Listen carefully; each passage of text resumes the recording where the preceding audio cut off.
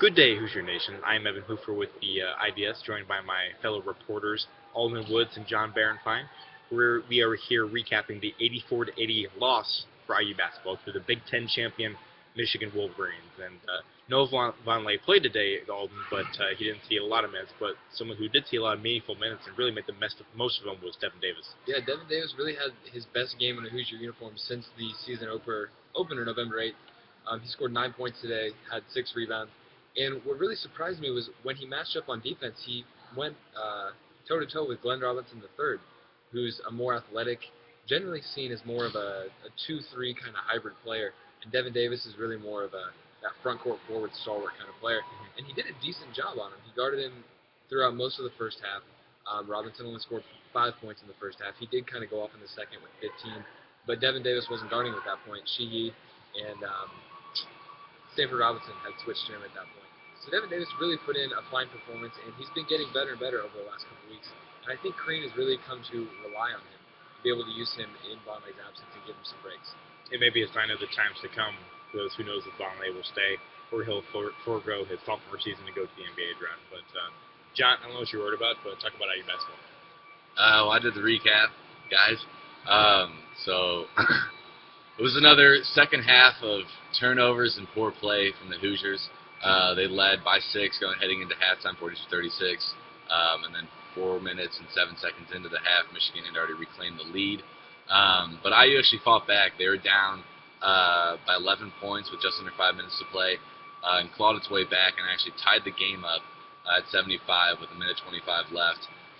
But then Stauskas on Michigan's next possession drove the lane. And then they had been crashing on Stauskas the whole game, but Stanford Robinson crashed a little too hard and left Glenn Robinson III wide open in the corner for a 3, which he made. Michigan went up 78-75. IU's next possession, Stanford Robinson had a kind of open 3. It was pretty deep. Missed it, and IU would eventually fall. I know Vonleh hit a 3 with about 4 seconds left, but then he fouled Stauskas, who's their best free throw shooter. So it was an interesting game because IU started the game off 9 for 9. Its first miss came nearly 8 minutes into the game, which is pretty incredible. But then the turnovers in the second half on the road once again, 12 in the second half after turning the ball over only 3 times in the first. Really killed the Hoosiers, but it was nice to see them fight back and nearly pull this one off. And yeah, they almost did it. Pretty amazing. And though they lost, I still say that IU kind of has Michigan's number after beating them by 11 this year and then nearly beating them again. Yeah, you can definitely say that, and this is what I wrote my column about. It's a good segue, Big John. IU plays better against ranked teams than they do against non-ranked teams. They're 4-4 this year against ranked teams, 3-7 against non-ranked teams, which featured a horrible losing streak against Northwestern, Penn State, and getting blown out at Mackey Arena against Purdue.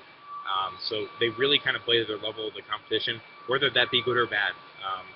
Is that a good sign of things to come for next year? I guess you'll have to read my column to find out. But yes, that's the answer. Yes, it's a good sign for things to come.